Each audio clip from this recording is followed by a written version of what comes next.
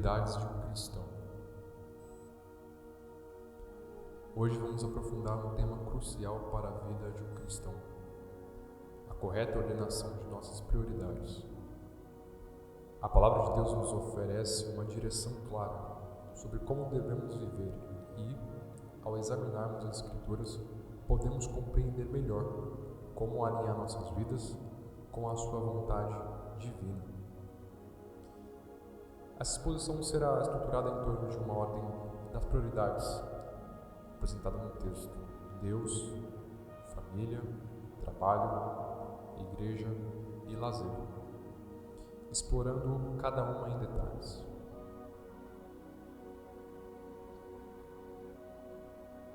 Deus em primeiro lugar. O alicerce da vida cristã deve ser Deus. O texto enfatiza corretamente que Deus deve ser a prioridade máxima, uma verdade repetidamente confirmada em toda a Escritura. Devemos amá-lo acima de tudo e buscar sua vontade em primeiro lugar. Deuteronômio 6:5 é primordial, ordenando que amemos o Senhor nosso Deus de todo o nosso coração, de toda a nossa alma e com todas as nossas forças. Isso não é uma sugestão, mas um mandamento, indicativo de nossa total devoção. Essa passagem foi dada a Israel, lembrando-os após a sua libertação do Egito, que sua lealdade pertence somente a Deus. Jesus mesmo reforça isso no Sermão do Monte, conforme registrado em Mateus 6:33. Buscai primeiro o reino de Deus e a sua justiça, e todas essas coisas vos serão acrescentadas. Este versículo nos chama a nos concentrarmos no reino e na justiça de Deus, e não em nossas necessidades terrenas. Isso não significa que o Senhor não se importa com nossas necessidades materiais, mas que devemos confiar nele e que ele providenciará quando nos concentrarmos em seu reino. O apóstolo Paulo, em 1 Coríntios 10:31, oferece uma visão abrangente.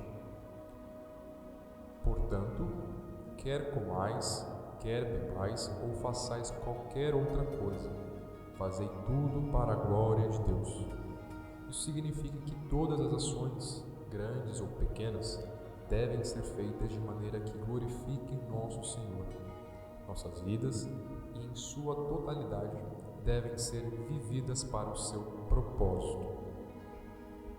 Esses versículos mostram que a posição de Deus não é uma das muitas prioridades, mas a prioridade singular que molda todas as outras.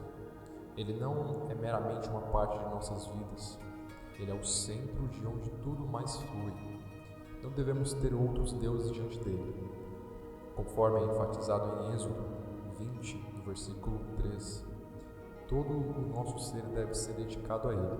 Essa prioridade fala de total dependência e confiança em Deus, um tema refletido em Provérbios 3, versículo 6, que nos exorta a reconhecê-lo em todos os nossos caminhos.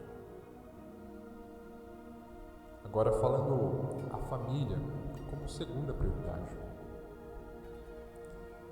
Tendo estabelecido a primazia de Deus, voltamos nossa atenção para a família.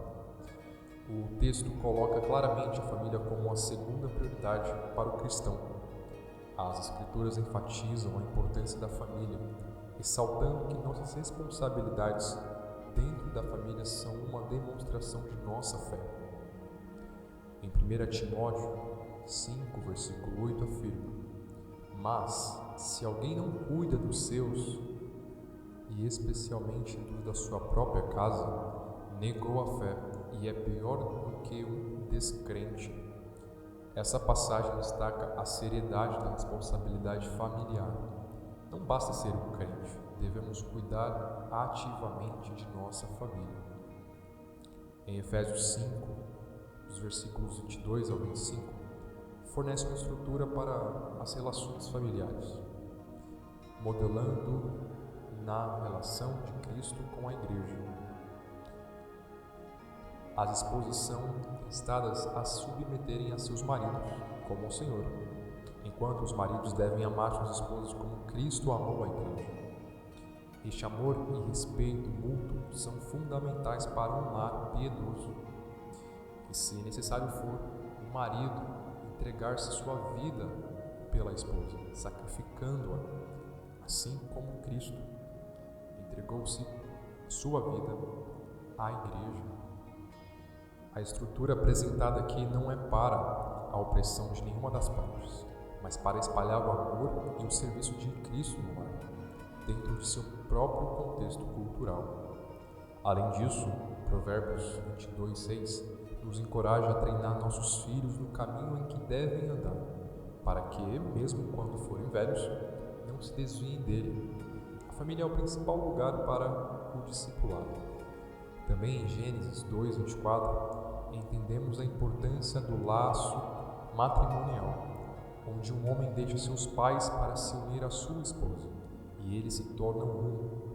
A família, portanto, não é uma mera unidade social, mas uma instituição divinamente ordenada, a segunda prioridade mais importante depois de Deus, onde o amor, o respeito e o discipulado são nutridos. Negligenciar nossas famílias por outros deveres ou outras atividades é uma contradição direta à nossa fé. Seguindo com o trabalho como uma vocação divina. Em terceiro lugar, em nossa lista de prioridades está o trabalho. Ao contrário de concepções populares, o trabalho não é uma punição, mas parte do projeto de Deus desde o princípio. Devemos abordar o nosso trabalho com dedicação, vendo-o como uma vocação dada por Deus. Em Colossenses 3:23 instrui: "E tudo o que fizerdes, fazei-o de todo o coração, como ao Senhor e não aos homens." Isso significa que nossos esforços, seja em uma profissão ou em uma simples tarefa, devem refletir nosso serviço a Deus, não apenas a nossos empreendedores humanos ou construções sociais. Devemos trabalhar como se o próprio Cristo fosse o nosso chefe. Em Provérbios 14:23 nos lembra que em todo o trabalho há proveito, mas a palavra dos lábios só encaminha para a pobreza. O trabalho árduo, produtivo e abençoado. Vemos que o próprio Deus coloca o homem no jardim do Éden para trabalhar e guardá-lo. Em Gênesis 2:15, isso é antes da queda, sugerindo que o trabalho que o homem deveria fazer não era uma maldição. Devemos trabalhar diligentemente e fielmente em nossos respectivos campos, entendendo que até mesmo as tarefas aparentemente mundanas são valiosas para Deus. Portanto, o trabalho é uma parte vital de nossa vocação como cristãos. Não é apenas um meio para um fim, mas uma oportunidade de glorificar a Deus e servir aos outros. O texto nos lembra que nossa fidelidade em nosso trabalho diário demonstra nosso compromisso com o nosso Senhor. A igreja, embora incrivelmente importante, não deve vir antes de nossas responsabilidades para com Deus e a família. Elas nos fornecem uma comunidade vital para crescimento e apoio, uma comunhão essencial para nossas vidas como cristãos. Em Hebreus 10:25, encoraja, não deixando a nossa congregação, como é costume de alguns, antes a demonstrando-nos uns aos outros, e tanto mais, quanto vedes que se vai aproximando aquele dia. Essa exortação destaca a importância de nos reunirmos diante da perseguição. A igreja primitiva foi ordenada a continuar se reunindo. Atos 2:42 pinta um quadro da igreja primitiva onde eles perseveraram na doutrina dos apóstolos, na comunhão, no partir do pão e nas orações. Devemos continuar nessas coisas hoje. A igreja também é equipada com vários dons espirituais, como visto em Efésios 4, do versículo 11 ao 12, com o propósito de equipar os santos para uma obra do ministério e para a edificação do corpo de Cristo. A igreja, portanto, não é apenas um edifício, mas um corpo de crentes comprometidos com a edificação em serviço mútuo. Devemos nos envolver em comunhão, aprendizado e discipulado, mas não devemos negligenciar nossos deveres para com Deus ou nossas famílias nesse processo. Bem, embora não seja discutido explicitamente em detalhes, mas pode-se entender que o descanso e o lazer são adequados e são importantes. No entanto, eles devem ser a última prioridade, para não interferir ou ofuscar outras áreas. O lazer é um meio de restauração para que possamos servir a Deus, nossas famílias, nossos empregos e nossas igrejas da melhor maneira possível. A vida cristã é de equilíbrio cuidadoso e prioridades ordenadas divinamente. Ela começa e termina com Deus, com todos os outros aspectos fluindo desse núcleo. A família, o trabalho e a igreja têm cada um seu lugar divinamente apontado em nossas vidas e devemos nos esforçar para manter essas prioridades, com Deus sempre em primeiro lugar. Que vivamos nossas vidas para a glória de Deus em tudo o que fazemos.